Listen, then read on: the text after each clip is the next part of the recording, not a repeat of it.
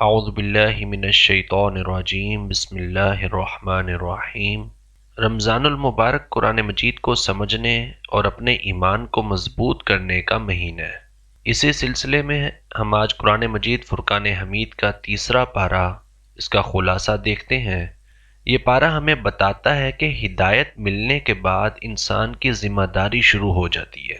جیسے پہلے پارے کے اندر سورہ فاتحہ کے اندر اللہ پاک نے ہمیں ہدایت مانگنے کی دعا سکھائی، دوسرے پارے کے اندر اللہ تبارک و تعالیٰ نے معاشرتی نظام اور ایک معاشرتی ڈھانچہ دیا، ہدایت کا پہلا سٹیپ عطا کیا۔ اب تیسرا پارہ ہمیں یہ چیز بتا رہا ہے کہ ہدایت ملنے کے بعد ذمہ داری شروع ہو جاتی ہے۔ تیسرے پارے کی پہلی آیات میں اللہ تبارک و تعالیٰ نے انبیاء کرام علیہم السلام کے درجات کا ذکر کیا۔ فرمایا کہ تلک الرسل فضلنا بعضهم علی بعض۔ اللہ تبارک و تعالیٰ فرماتا ہے کہ بعض رسولوں کو بعض پر فضیلت دی گئی۔ اس سے ہمیں پتہ چلتا ہے کہ نبوت کا سلسلہ ایک ہی تھا لیکن درجات مختلف تھے۔ پھر اس کے بعد بتایا گیا کہ انبیاء کرام علیہ السلام کے بعد امتوں میں اختلاف ہوا، گویا کہ ہدایت کا مل جانا کافی نہیں ہے۔ انبیاء کرام علیہ السلام تشریف لائے، انہوں نے اپنی امتوں کو تبلیغ فرمائی، لوگ مسلمان ہوئے، ہدایت پر آئے، لیکن بعد میں اختلافات میں پڑ گئے، لا یعنی اختلافات میں پڑ گئے، دین سے ہٹ گئے۔ تو گویا کہ ہمیں پتہ چلتا ہے کہ ہدایت کا مل جانا کافی نہیں ہے، بلکہ ہدایت پر قائم رہنا اصل امتحان ہے۔ اس کے بعد اللہ تبارک و تعالیٰ نے اس پارے کے اندر عظیم ترین آیت نازل فرمائی جو آیت الکرسی ہے۔ آیت الکرسی در حقیقت اللہ تبارک و تعالیٰ کا تعارف ہے، یہ توحید کی بلند ترین تصویر ہے۔ اس کے اندر اللہ تبارک و تعالیٰ نے اپنا ایک بریف تعارف جو ہے نا وہ بیان فرمایا۔ یہ آیت اللہ تبارک و تعالیٰ کی حیات، قدرت، علم، حاکمیت کو بیان کرتی ہے، اور پھر یہ آیت ہمیں بتاتی ہے کہ جس رب کی حفاظت میں ہم ہیں وہ کبھی غافل نہیں ہوتا، وہ حقیقی مالک ہے، وہ حقیقی رازق ہے، وہ حقیقی الہ ہے۔ اور آیت الکرسی کا مقصد ہمیں بتاتا ہے کہ ایمان کی اصل بنیاد اللہ تبارک و تعالیٰ کی صحیح معرفت ہے۔ جس انسان کو اللہ تبارک و تعالیٰ کی جس قدر اعلیٰ معرفت نصیب ہوگی اس کا ایمان اتنا مضبوط ہوتا جائے گا۔ جو اللہ تبارک و تعالیٰ کی معرفت سے دور ہوتا جائے گا اس کے ایمان میں کمزوری آتی جائے گی۔ پھر اللہ تبارک و تعالیٰ نے تیسرے پارے کے اندر ایک بنیادی اصول بیان فرمایا اسلام کا کہ لا اکراہ فی الدین۔ اسلام دل کی رضا کا نام ہے، زبردستی کا نام نہیں ہے۔ حق واضح ہے، باطل واضح ہے، اب انتخاب انسان کا ہے۔ یہ آیت اسلام کے اصول آزادی عقیدہ کو بیان کرتی ہے۔ اسلام کسی کو فورس نہیں کرتا کہ کسی کو ڈنڈے کے زور پر مسلمان کیا جائے، لیکن یہ بات بہت اہم ہے کہ لا اکراہ فی الدین، اس آیت کا تعلق دائرہ اسلام کے اندر آنے کے لیے ہے کہ ہم کسی کو مجبور نہیں کر سکتے کہ وہ مسلمان ہو۔ سمجھائیں گے، اس پر حق کو واضح کریں گے، جو باطل ہے اس کے خلاف دلائل دیں گے، لیکن کسی پر اکراہ نہیں کریں گے، کسی کو مجبور نہیں کریں گے، کیونکہ اسلام دل کی رضا کا نام ہے۔ جو بندہ دل سے مسلمان ہوتا ہے وہی مسلمان ہے، لیکن مسلمان ہونے کے بعد، دائرہ اسلام میں داخل ہونے کے بعد پھر مرضی نہیں ہے، پھر بہت سارے معاملات ایسے ہیں کہ انسان کا دل کرے یا نہ کرے، اس کا من چاہے یا نہ چاہے، وہ اعمال کرنے پڑیں گے۔ اللہ تبارک و تعالیٰ کی 100% فرما برداری اور اطاعت کرنی ہوگی۔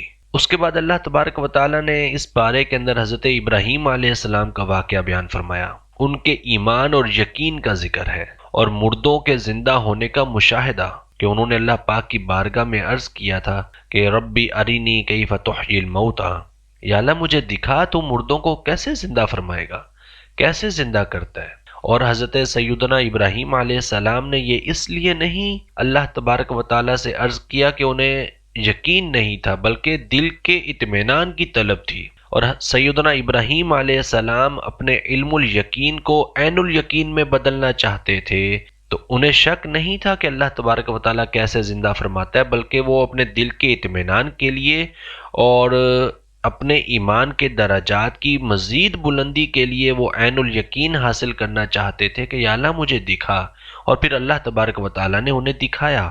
اور یہ آیات ہمیں بتاتی ہیں، حضرت ابراہیم علیہ السلام کا واقعہ ہمیں بتاتا ہے کہ انسان کا ایمان جتنا مضبوط ہوگا اتنا ہی انسان اللہ تبارک و تعالیٰ سے زیادہ قربت مانگتا ہے۔ جس کا ایمان کمزور ہوتا جائے گا وہ اللہ تبارک و تعالیٰ سے دور ہوتا جائے گا۔ ایمان جتنا مضبوط ہوتا جائے گا انسان اتنا اللہ تبارک و تعالیٰ کے قریب بھی ہوتا جاتا ہے، اور قربت کا مزید وہ حرص بھی رکھتا ہے کہ اسے مزید قربت حاصل ہو جائے، مزید معرفت حاصل ہو جائے۔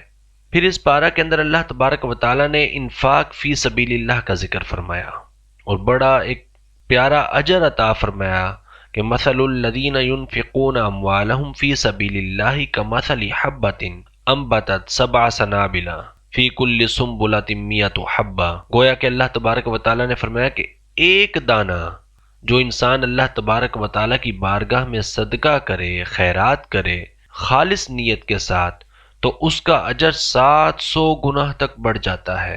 لیکن شرط یہ ہے کہ انسان احسان جتا کر یا تکلیف دے کر صدقہ نہ کرے، کہ احسان جتلانے سے یا سامنے والے کو تکلیف دینے سے صدقہ ضائع ہو جاتا ہے۔ احسان نہیں جتلانا چاہیے، اس طریقے سے صدقہ نہیں کرنا چاہیے کہ سامنے والے کی عزت مجروح ہو، ورنہ صدقے کا اجر ضائع ہو جائے گا۔ لیکن اگر انسان خالص دل سے اللہ تبارک و تعالیٰ کی بارگاہ میں خرچ کرے تو ایک دانے کا اجر بھی 700 کے برابر ہے، 700 گنا تک بڑھ جاتا ہے۔ تو گویا اللہ تبارک و تعالیٰ کے راستے میں خرچ کرنا دراصل سرمایہ کاری ہے آخرت کے لیے، یہ خسارہ نہیں ہے۔ پھر اللہ تبارک و تعالیٰ نے اس پارے کے اندر سود کی حرمت کو بیان فرمایا اور فرمایا کہ فَأْذَنُوا بِحَرْبٍ مِّنَ اللَّهِ وَرَسُولِهِ، کہ سود لینے والے جو ہیں یا سود دینے والے جو ہیں، سود کا معاملہ کرنے والے جو ہیں، ان کے خلاف اللہ تعالیٰ اور رسول صلی اللہ علیہ وآلہ وسلم کی طرف سے اعلان جنگ ہے۔ یہ اسلام کے معاشی نظام کی بنیاد ہے، سود کی حرمت، سود کا حرام ہونا۔ عدل، رحم، استحصال سے پاک معیشت کو اسلام جو ہے وہ پروموٹ کرتا ہے، اور سود عدل کو ختم کر دیتا ہے، رحم کو ختم کر دیتا ہے، استحصال کرتا ہے، معیشت خراب ہو جاتی ہے۔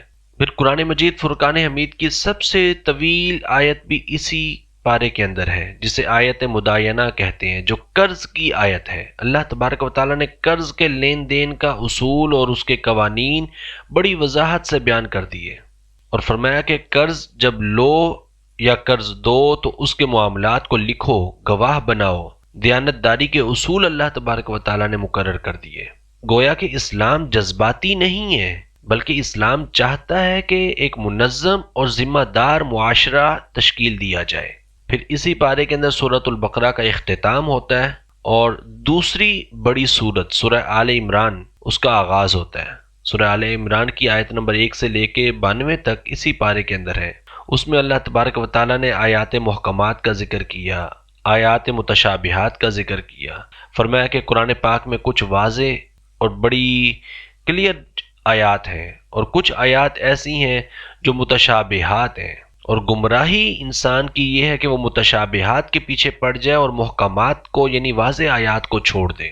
گویا کہ اللہ تبارک و تعالیٰ نے قرآن مجید فرقان حمید میں کچھ آیات ایسی نازل فرمائیں جن کا معنی 100% کلیئر نہیں ہے، ان کا معنی محکم نہیں ہے، اور ساتھ اصول بیان کر دیا کہ یہ گمراہی ہوگی کہ تم محکم آیات کو چھوڑ کر، واضح اور گہرے معنی والی آیات کو چھوڑ کر جو متشابہ آیات ہیں تم ان کی تحقیق میں ان کے پیچھے پڑ جاؤ، یہ گمراہی ہے۔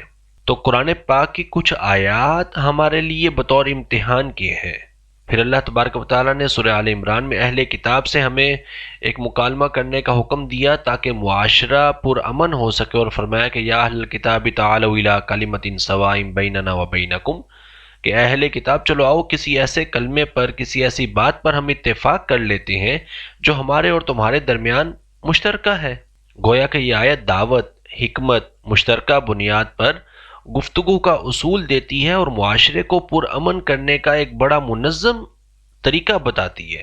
تیسرے پارے کا مرکزی پیغام اگر ہم دیکھیں یا اس کا چند جملوں میں اس کا خلاصہ دیکھیں تو اللہ تبارک و تعالیٰ نے اس میں اپنی عظمت کو بیان کیا، اپنے تعارف کو بیان کیا، پھر عقیدے کے، پھر ایمان کو قبول کرنے کا یا آزادی عقیدہ کا اصول بیان فرمایا، انفاق اور قربانی کے مسائل کو ذکر کیا اور حکم دیا کہ ان کو اخلاص کے ساتھ کرو، سود کو حرام فرمایا تاکہ معاشرہ پاک ہو سکے، لوگوں کی معیشت پاک ہو سکے، اور علم اور سمجھ بوجھ کے ساتھ دین کو پکڑنے کا حکم دیا۔